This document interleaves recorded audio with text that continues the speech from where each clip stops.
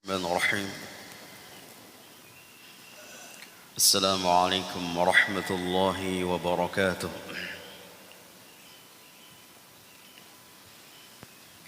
إن الحمد لله نحمده ونستعينه ونستغفره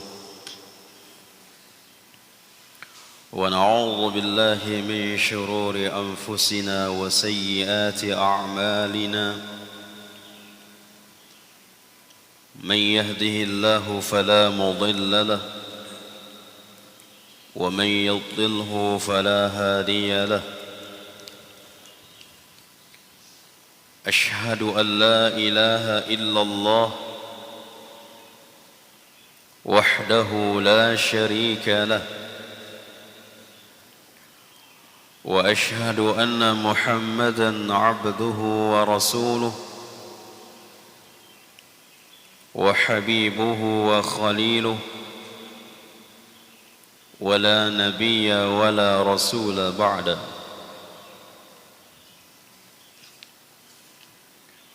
يا أيها الذين آمنوا اتقوا الله حق تقاته ولا تموتن إلا وأنتم مسلمون. أما بعد فإن أصدق الحديث كتاب الله وخير الهدي هدي محمد صلى الله عليه وسلم وشر الأمور محدثاتها وكل محدثة بدعة وكل بدعة ضلالة وكل ضلالة في النار.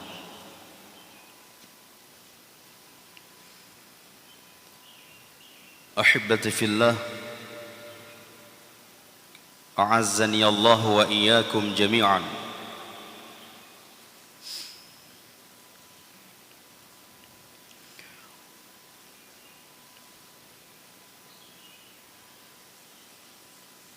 Kita lanjutkan pembahasan kita dari kitab Hadis Al-Arba'in yang dikarang oleh Al-Imam An-Nawawi rahimahullahu ta'ala rahmatan wasi'ah.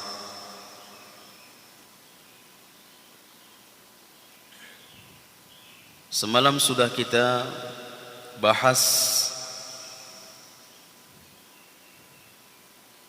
cakupan dari beriman kita kepada kitab-kitab. Kita beriman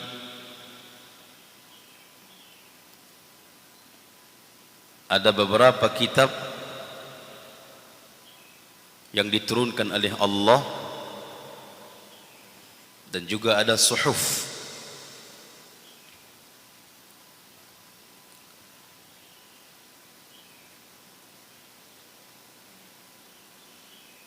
Kita beriman bahwasanya semua itu adalah wahyu dari Allah. Di antaranya adalah Al-Quran. Maka kita yakin, seyakin-yakinnya satu huruf pun yang ada di dalam Al-Quran semua itu adalah kalamullah, ucapan Allah. Sehingga kalau seseorang mengatakan Al-Quran itu makhluk, sebagaimana yang terjadi di zaman Al-Imam Ahmad,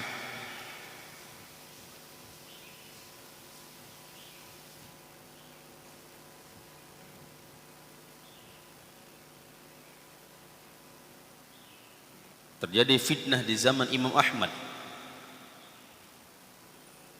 Bahkan fitnah itu sampai kepada raja, penguasa. Bahkan siapa yang tidak mengatakan Al-Quran itu makhluk, maka akan disiksa, bahkan dibunuh.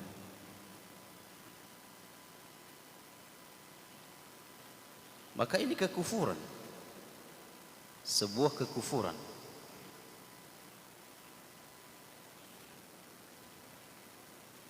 Bentuk juga kita beriman kepada kitab-kitab, kita membacanya, kita mempelajarinya, kita mengamalkannya.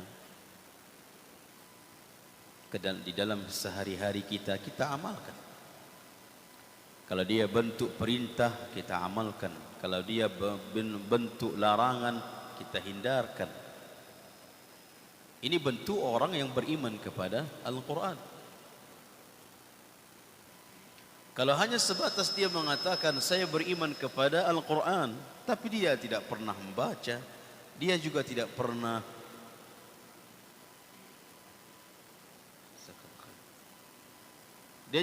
pernah mempelajarinya, bagaimana mungkin dikatakan seseorang itu beriman kepada Al-Quran? Mempelajarinya dia tidak, membacanya dia tidak, apalagi mengamalkannya. Mengamalkan dari kandungan di dalam Al-Quran, baik itu perintah maupun larangan.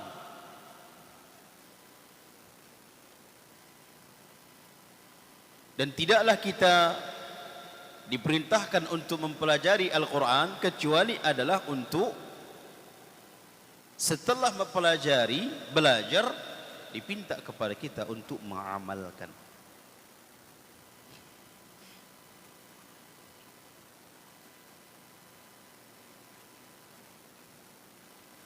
Ya ayyuhallazina amanu ittaqullah wa qulu qawlan sadida.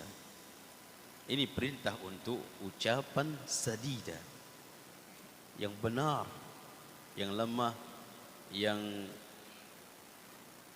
pembicaraan yang baik.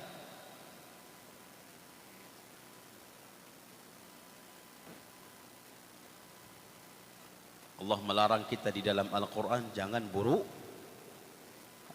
sangka. Terlebih kata Allah bahwasanya sesama muslim itu, sesama orang beriman itu adalah saudara.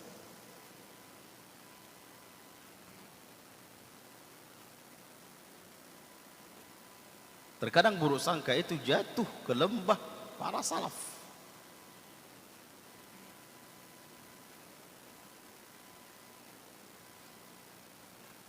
Ini fulan ini masbuk saja kerjanya.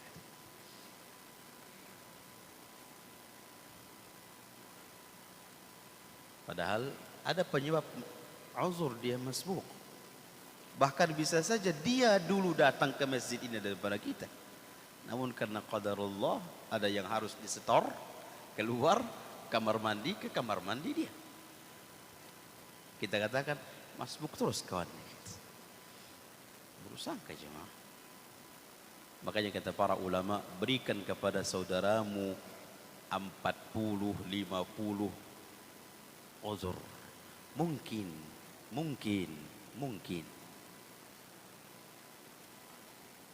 Sefulan mungkin. Kalau sudah kita katakan mungkin, maka hilanglah yang namanya buruk sangka.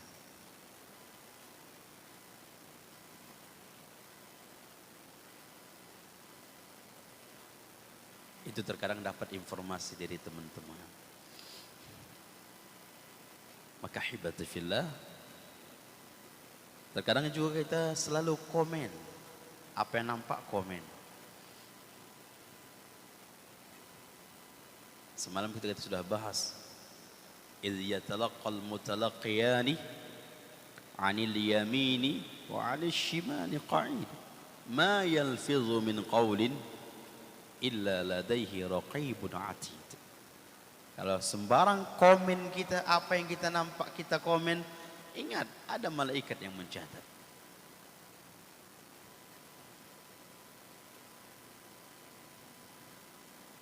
Ada orang gemuk naik sepeda. Bapak ini dah yang kasihan kali sepeda tu. Walau bercakap sepeda tu menjurit ni. Komen. Apa yang nampak komen? Ahibati fillah, terkadang itu bisa menjadi musuh bagi kita nanti di hari kiamat. Terkadang datang musuh-musuh kita mengambil pahala-pahala kita, terkadang kita tidak tahu orang itu siapa.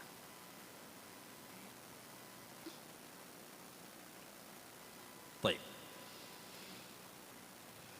Ahibati fillah,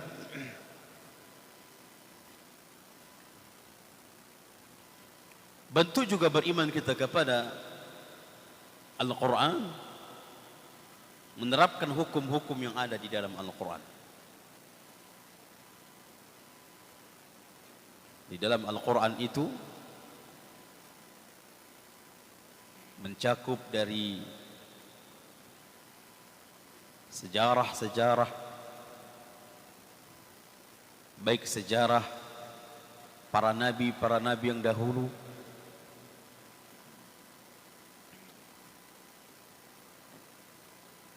demikian juga hukum-hukum, demikian juga informasi-informasi yang berkaitan tentang masa akan datang, yaitu akhirat. Maka hibati fillah, termasuk kita beriman kepada Al-Quran dengan cara menerapkan hukum-hukumnya.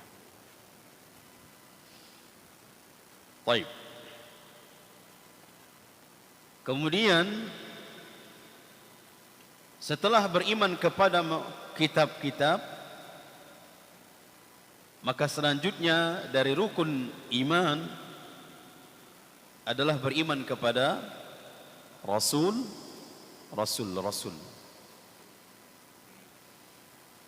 Beriman kepada rasul-rasul, beriman kepada nabi-nabi.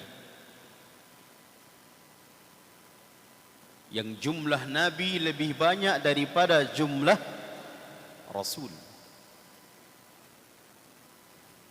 Jumlah nabi lebih banyak daripada jumlah rasul. Yang rasul-rasul diutus oleh Allah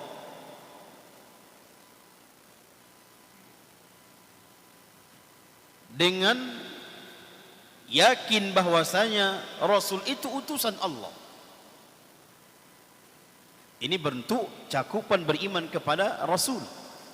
Kita yakin rasul itu utusan Allah. Sehingga kalau sudah ada keyakinan rasul itu adalah utusan Allah, berarti apa yang dia bawa pasti kebenaran. Itu sudah pasti.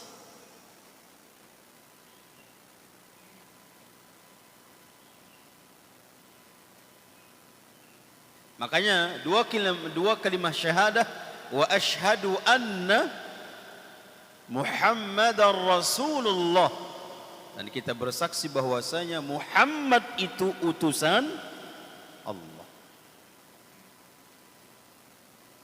Nabi SAW mengatakan, ana abdullah wa rasuluh, aku hamba Allah dan utusan Allah. Berarti Allah yang mengutusnya untuk menyampaikan apa yang diinginkan oleh Allah, untuk menyampaikan wahyu Allah, untuk menyampaikan hukum-hukum Allah. Berarti kalau itu adalah utusan Allah, berarti wajib bagi kita menerimanya. Bukan pilihan, wajib menerimanya.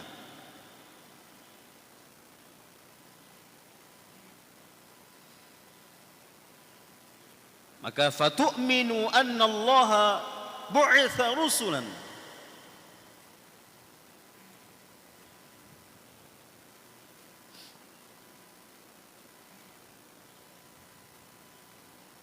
maka kita beriman bahwasanya Allah itu mengutus para rasul.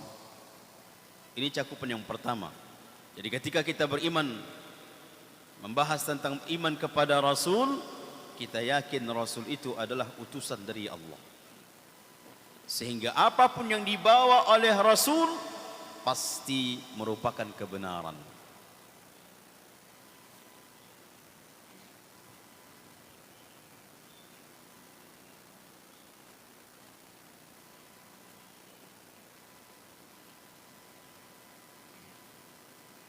Mubasysyirin wa munzirin. Rasul itu memberikan kabar gembira dan memberikan peringatan. Dan ini merupakan metode dakwah.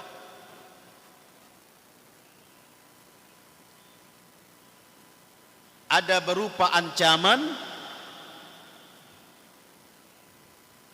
ada berupa kabar gembira.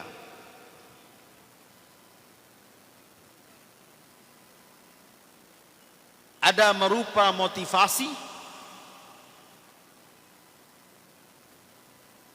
kemudian menakut-nakuti.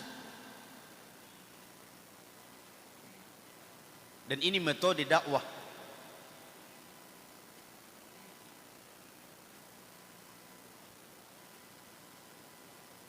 Ada manusia itu tatkala kita berikan kabar gembira, maka dia menerima dakwah. Ada juga manusia itu tatkala kita berikan peringatan, ancaman, maka mereka takut. Mereka takut. Maka dua cabang model seperti ini adalah metodenya dakwah para rasul. Dan hendaknya kita pun di dalam memberikan nasihat, di dalam memberikan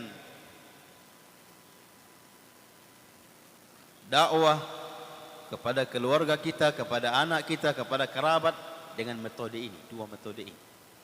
Jangan semua ancaman saja.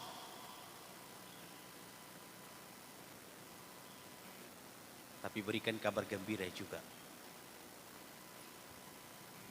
Orang yang patuh itu apa yang dia dapatkan. Orang yang tidak patuh itu apa yang dia dapatkan. Sehingga dia tinggal pilih. Sehingga dia tinggal pilih.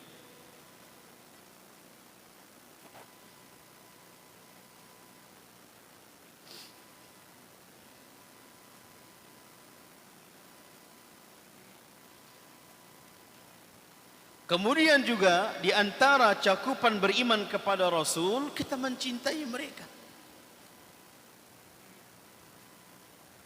Kita mencintai mereka.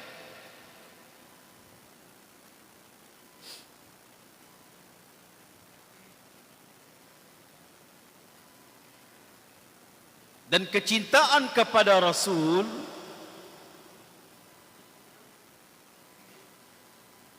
kebesaran cinta kepada Rasul di dalam hati seseorang, di dalam dada seseorang, tergantung pengetahuan dia tentang Rasul tersebut.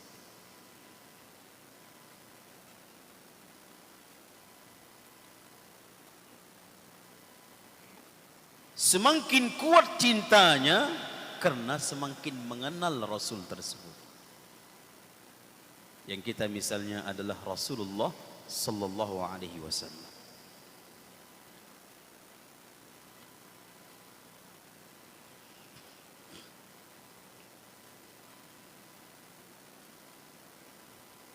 Makanya kalau kita melihat bagaimana cintanya para sahabat itu luar biasa. Kenapa kuatnya cinta para sahabat kepada Rasul? Karena mereka mengenal. Mereka mengenal. Bahkan bisa saja sama sekali mereka tidak melihat. Siapa misalnya? Uwais Al-Qarni. Uwais Al-Qarni hidup di zaman Nabi masih hidup. Rasulullah masih hidup. Namun kenapa Uwais Al-Qarni tidak digolongkan sahabat?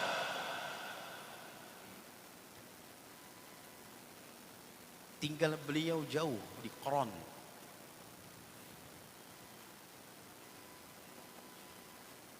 Kalau mengambil namanya Uwais, iya, tapi jangan Qarninya. Qarni itu disebut kepada Qaran di Yaman. Uwais Al-Qarni, ini orang Arab nih. Tapi kalau Uwais Al-Kandisi, cocok.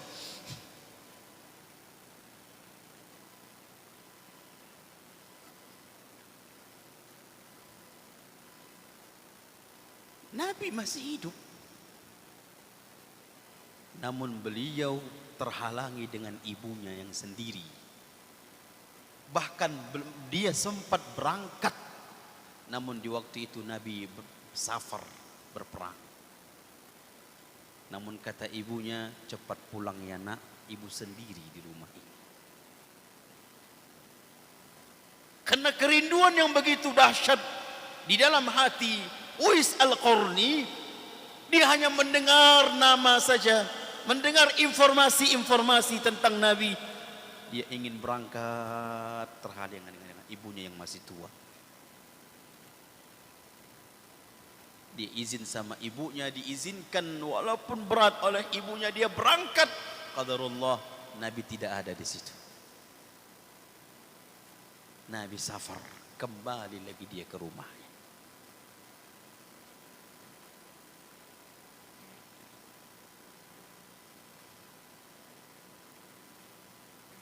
Maka semakin cinta yang begitu kuat di dalam dada seseorang kepada Nabi, kepada Rasulullah, karena dia mengenalnya. Kenapa umat saat ini tidak mencintai Rasul? Karena mereka tidak mengenalnya, jemaah. Kenapa umat ini saat ini begitu bangganya dengan melakukan pelanggaran terhadap ucapan perbuatan Rasul mereka? Karena mereka tidak mengenalnya. Mereka tidak membaca sejarah nabinya, sejarah Rasulnya. Bagaimana perjuangan Nabi kepada umat ini, dia tidak perhatikan itu.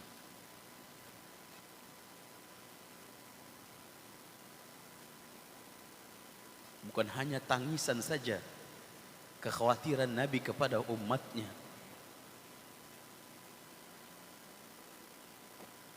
Bahkan dia pertahankan harta dan nyawanya.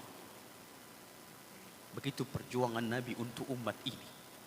Kalau mereka mengenal itu, pasti mereka sami'na wa ata'na kepada Nabi, kepada Rasul.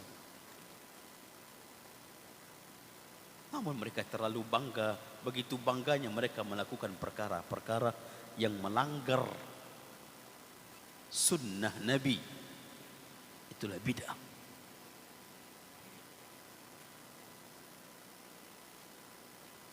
Makanya tatkala umatnya mendekati telaga Rasulullah SAW dan Nabi sudah menunggu umatnya, ahibati fillah, Nabi duluan datang di telaga itu. Nabi dah duluan datang, menunggu umatnya datang. Karena setiap Nabi memiliki telaga, dan umat itu akan datang kepada telaga Nabi masing-masing.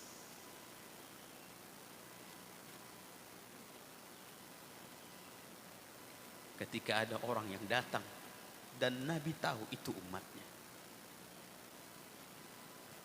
ada tidak yang disanggah untuk tidak meminumnya, dilarang untuk tidak mendekatinya? Ada enggak di kalangan umat Nabi Muhammad?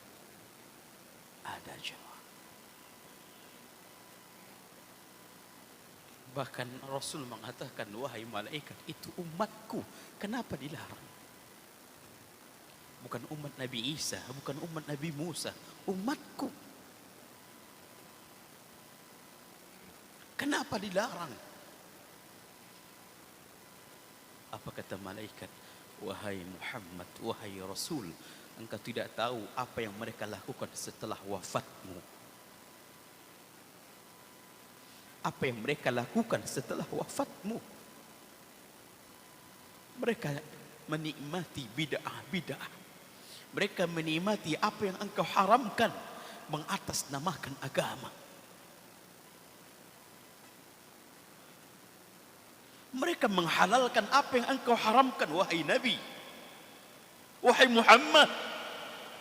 Mereka melanggar apa yang engkau tentukan. Apa yang engkau sudah batasi, mereka langgar. Bahkan mengatasnamakan cinta kepadamu. Mendengar penjelasan dari malaikat, lalu malaikat Rasulullah mengatakan, usir mereka, jauhkan mereka dari saya, jauhkan.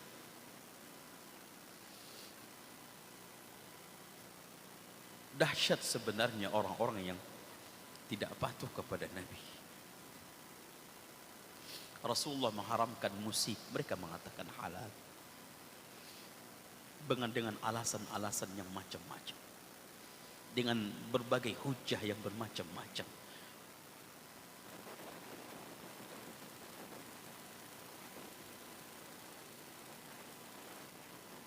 Mereka mengatasnamakan salawat. Subhanallah.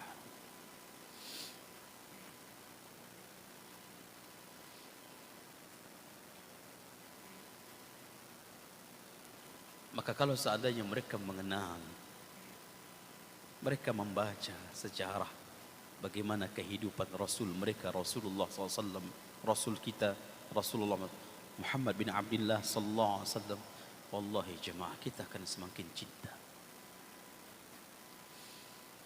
Ingat kisahnya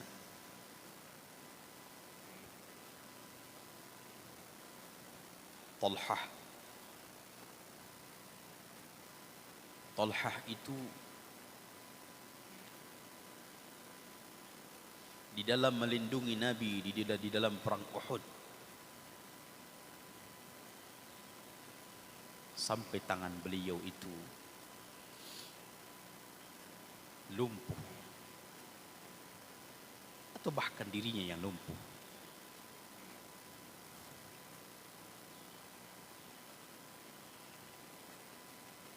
Abu Talhah menjadikan lehernya sebagai tameng, perisai untuk melindungi lehernya Nabi. Abu Talhah mengatakan, ya Rasulullah, jangan bergeser dari belakang saya. Biarlah anak panah itu menembus leher saya, asalkan jangan menembus lehermu, wahai Rasulullah. Ini derajat yang begitu tinggi kecintaannya kepada Rasulullah. Jangankan untuk melakukan amalan-amalan yang diperintahnya, jangankan untuk menghindarkan amalan-amalan yang dilarang oleh Nabi, nyawa pun mereka sanggup terbangkan untuk melindungi Nabi. Ini sudah dahsyat cinta yang begitu luar biasa. Abu Dujana, puluhan anak panah, puluhan tombak, puluhan sabitan pedang di dalam dirinya demi melindungi badannya Nabi.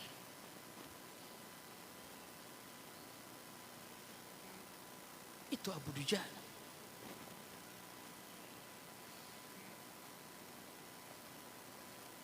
Ahibati fillah, sebentar lagi kita akan menghadapi bulan pengorbanan. Korban. Kalau sahabat, jangankan harta mereka, darah mereka pun sanggup mereka tumpahkan untuk agama ini, untuk kecintaan membela Nabi. Kita hanya dipinta untuk binatang yang darahnya kita tumpahkan, hewan korban.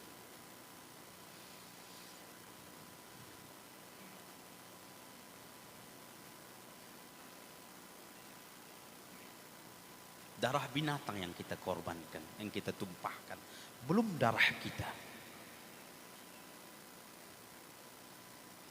Kalau kita memiliki kesanggupan, lawanlah kebakhilan diri ini. Katakan, keluarkan yang 3 juta itu.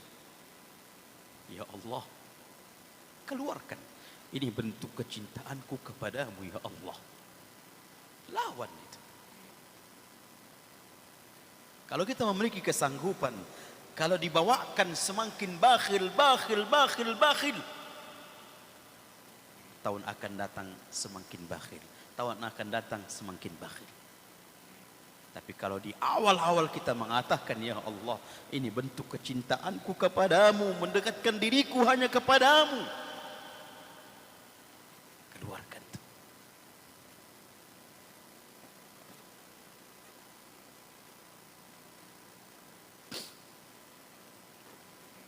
Apalagi ahibati fillah, kita ingatkan kembali, orang yang berkorban itu Allah tidak memandang dagingnya.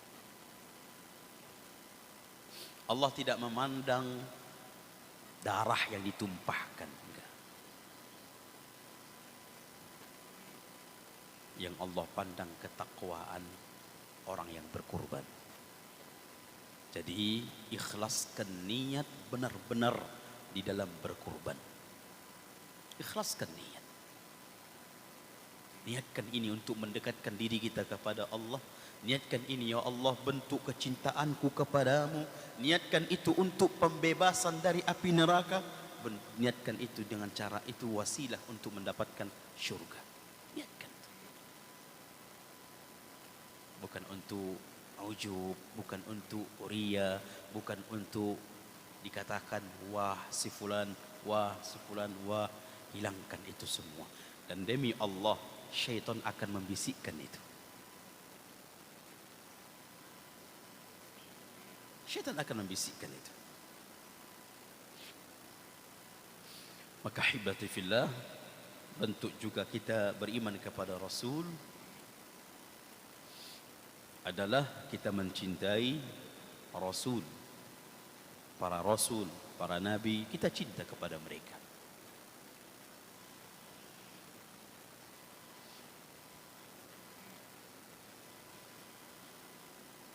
Kecintaan semakin kuat dengan kita semakin kenal dengan Rasul kita Muhammad sallallahu alaihi wasallam. Bentuk juga beriman kepada Rasul, mengamalkan syariat yang dibawa oleh Rasul.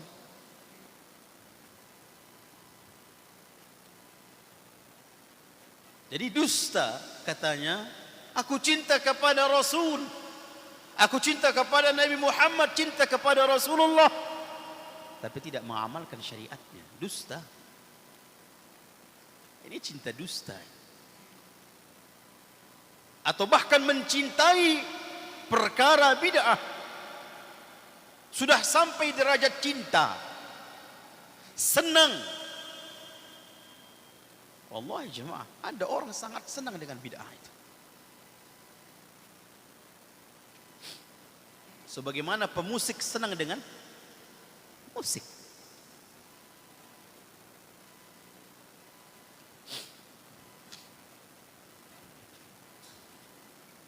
Sudah sampai derajat senang, cinta kepada hal-hal yang tidak ada dalil, yang tidak ada landasannya, atau bahkan itu dilarang oleh Nabi SAW.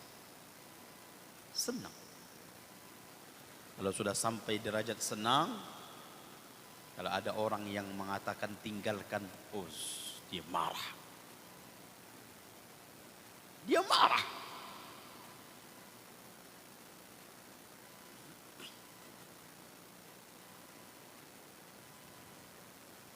Orang seperti ini sulit untuk meninggalkannya kecuali orang-orang yang dirahmati oleh Allah.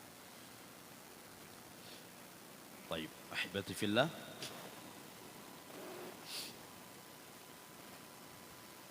Kami rasa kita cukupkan sampai sini. Ada pertanyaan jemaah?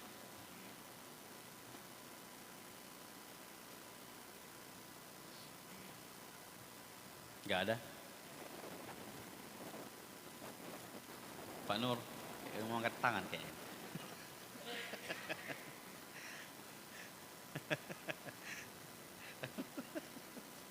Angkat tangan mau pulang ya deh. Nah, fadhal Pak. Masya Allah.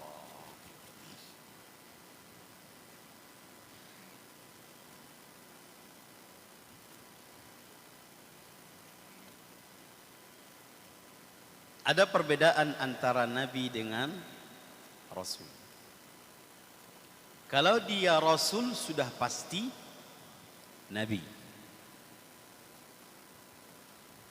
Tapi kalau dia Nabi belum tentu Rasul.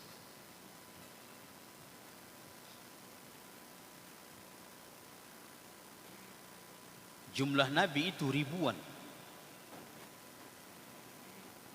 Sedangkan jumlah Rasul itu sekitar 300-an. 300 sekian. 315 ya. Sedangkan Nabi ribuan. Banyak. Yang diberikan nama kepada kita ada berapa? 25 Nabi. Namun ada yang Nabi yang belum diinformasikan namanya kepada kita.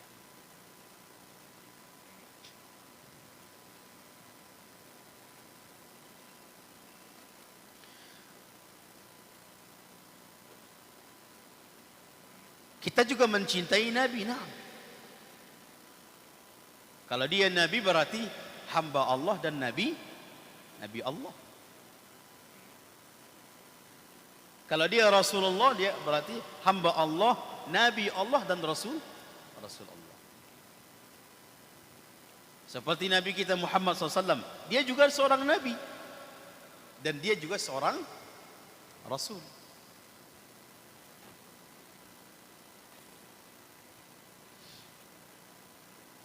Di mana perbedaan antara Nabi dengan Rasul? Dahulu kita mendengar kalau Nabi mendapatkan wahyu tapi tidak berkewajiban menyampaikannya. Ini Nabi. Kalau Rasul mendapatkan wahyu berkewajiban mendakwahkannya, menyampaikannya. Dan ini belum sempurna. Yang sempurna itu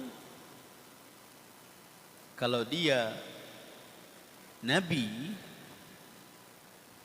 hanya melanjutkan dakwah Rasul sebelumnya. Melanjutkan dakwah Rasul sebelumnya.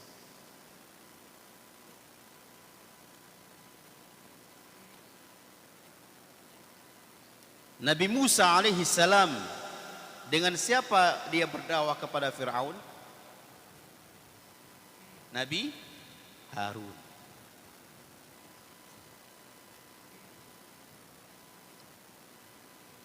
Nabi Harun mendakwahkan syariat Nabi Musa. Karena Nabi Harun masih sebatas Nabi, belum Rasul.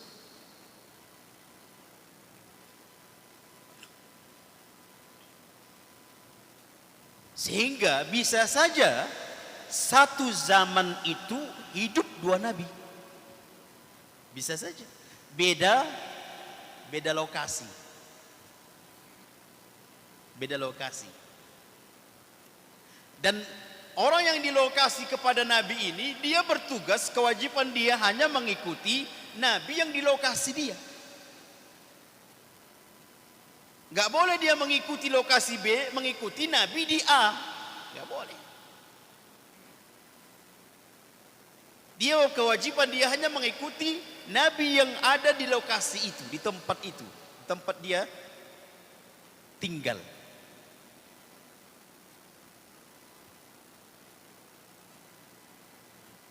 Tapi kalau Rasul tidak.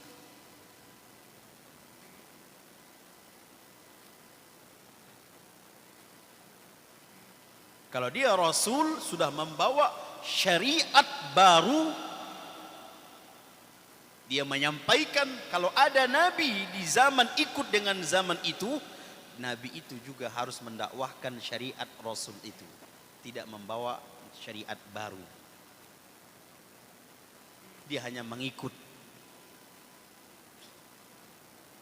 Tapi kalau Rasul, dan Rasul yang terakhir adalah Rasul kita Muhammad sallallahu alaihi wasallam, tidak ada lagi nabi, tidak ada lagi Rasul setelah Muhammad bin Abdullah. Berarti tidak ada lagi boleh mengambil syariat selain syariat Nabi Rasulullah. Tidak ada lagi. Ustaz, ana mengamalkan syariat Nabi Khidir, tidak boleh.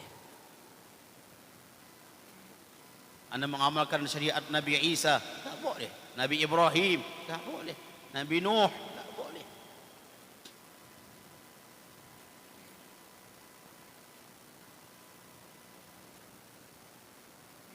Karena di zaman kita ini adalah umatnya Muhammad. Berarti harus wajib mengikuti syariat Rasul.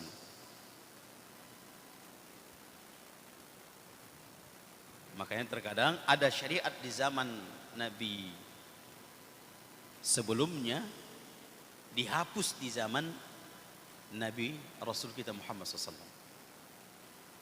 Seperti bertaubat dahulu bunuh diri. Itu bentuk bertaubat.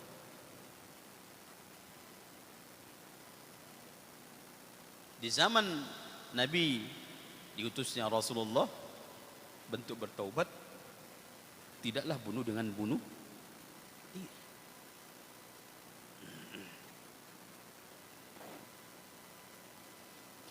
Jadi kalau Nabi Allah, ya Nabi Allah. Rasulullah adalah utusan.